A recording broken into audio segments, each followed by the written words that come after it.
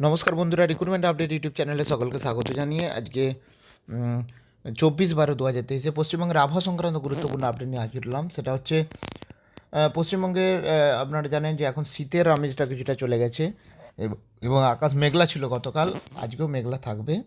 তবে বৃষ্টির সম্ভাবনা কতটা রয়েছে বা বড়দিনে আগামীকালকে বৃষ্টি হবে, আসুন এই সংক্রান্ত আপডেট দেখে নিই বিস্তারিত। আবহাওয়াবিদরা কী বলছেন।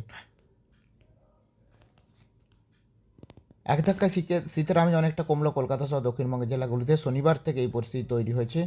কাল সোমবার তো বটেই, বড়দিনের পরেও এইরকম পরিস্থিতি চলতে পারে বলে জানিয়েছে আবহাওয়াবিদরা। বাংলাদেশের ওপর একটি ঘূর্ণাবর্ত তৈরি হয়েছে, তার জন্য বঙ্গোপসাগর থেকে পূর্বালি বাতাস বেশি মাত্রায় জলীয়বাষ্প টেনে আনছে। এর জেরেই বাড়ছে তাপমাত্রা।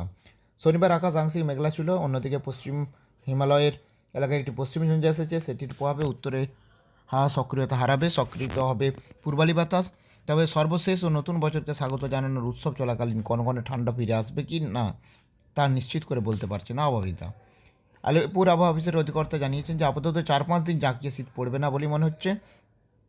মেঘলা আকাশের জন্য দিনের বেলা সর্বোচ্চ তাপমাত্রা কিছুটা কমেছে, এবং শনিবার কলকাতার সর্বোচ্চ তাপমাত্রা স্বাভাবিকের থেকে কম ছিল। সর্বনিম্ন তাপমাত্রা ছিল 16.9 ডিগ্রি সেলসিয়াস, স্বাভাবিকের থেকে 2 ডিগ্রি বেশি। দক্ষিণবঙ্গের বেশিরভাগ জেলাতেও সর্বনিম্ন তাপমাত্রা স্বাভাবিকের থেকে 2 থেকে 3 ডিগ্রি বেশি ছিল। কাল বড়দিনে কলকাতার সর্বনিম্ন তাপমাত্রা 17 থেকে 18 ডিগ্রি আশেপাশে থাকতে পারে বলে মনে করা হচ্ছে। তবে আকাশ মেঘলা থাকলেও বৃষ্টির সম্ভাবনা নেই।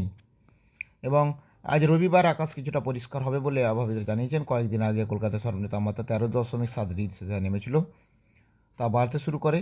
শুক্রবার সর্বনিম্ন তাপমাত্রা ছিল 15.9 ডিগ্রি সেলসিয়াস, শনিবার তা 1 ডিগ্রি বেড়েছে, রবিবার তা আরও কিছুটা বাড়তে পারে। তো যাই হোক, এই আপডেট আমি শেয়ার করলাম। আরও আপডেট পেলে অবশ্যই শেয়ার করবো। সঙ্গে থাকবেন এবং চ্যানেলটা সাবস্ক্রাইব করে নেবেন। ধন্যবাদ।